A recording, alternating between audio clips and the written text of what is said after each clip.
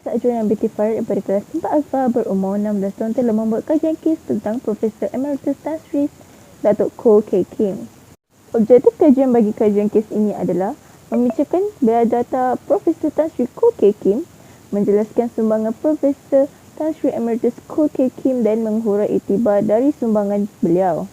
Kaedah kajian yang digunakan dalam kajian kes mengenai Profesor Emeritus Tan Sri Datuk Koh Keng Kim adalah secara buku, secara atas talian jurnal. Sumber yang digunakan ialah buku The Biography of Historian Koh Keng Kim.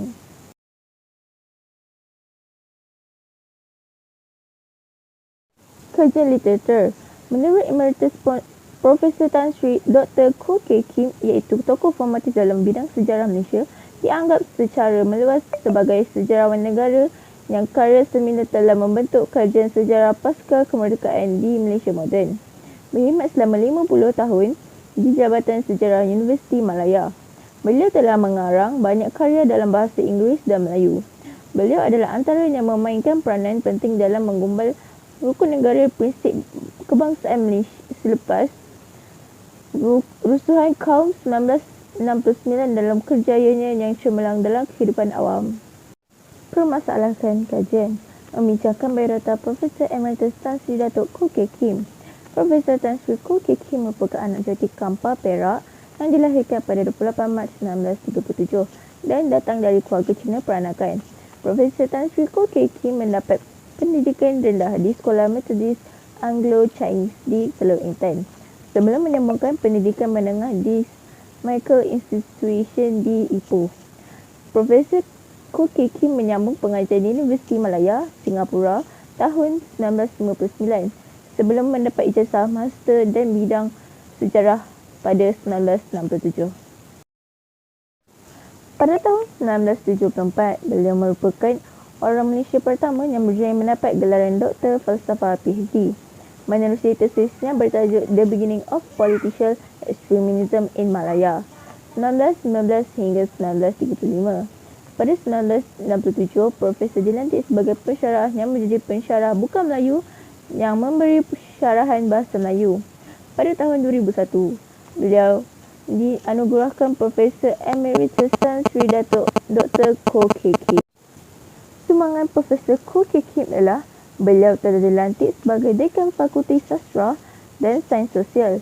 Selepas disambung perkhidmatannya, beliau dilantik sebagai pengarah Pusat Sukan Universiti Malaya antara tahun 1994 hingga 1996.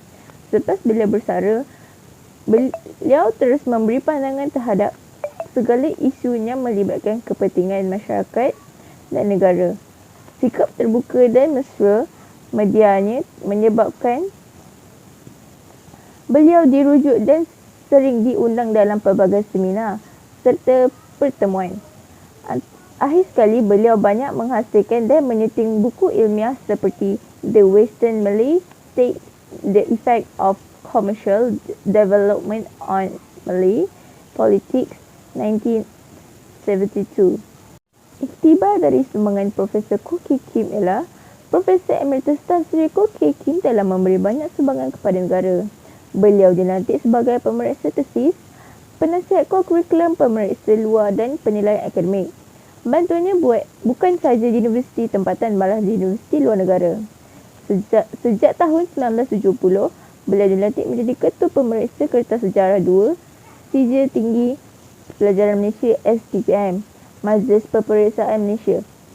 Kepimpinan beliau yang begitu lama telah memperlihatkan sumbangannya yang besar dalam membantu kerajaan Malaysia mengadakan satu sistem peperiksaan kertas sejarah yang kemas, teratur dan terkawal mutunya.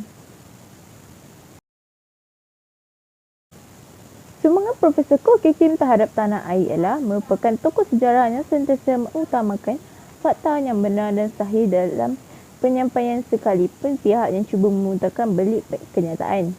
Selain itu, jasa baktiman yang ketika hayatnya dalam menyuarakan pendapat serta buah fikiran yang bernas dalam pelbagai bidang, khususnya sejarah tempatan. Hal ini termasuk dalam menyemarakkan kembali semangat cinta sejarah dalam kalangan anak muda serta dalam pembangunan arena sukan tempatan. Di samping itu, beliau juga banyak menghasilkan dan menyeting buku ilmiah seperti The Western Malay States, The Effect of Commercial Development on Malay Politics 1972, Pensejarahan Malaysia 1975, A History of Southeast Asia, South and East Asia, ASEAN Documents 1977. Akhir sekali, beliau juga telah menghasilkan sebanyak 87 buah rencana akademik yang diterbitkan oleh jurnal-jurnal ilmiah di dalam dan di luar negara yang bereputasi tinggi, seperti Malaysia di segi sejarah, Jebat dan lain-lain. Tema penulisan beliau meliputi semua aspek sejarah Malaysia dan kawasan sekitarnya.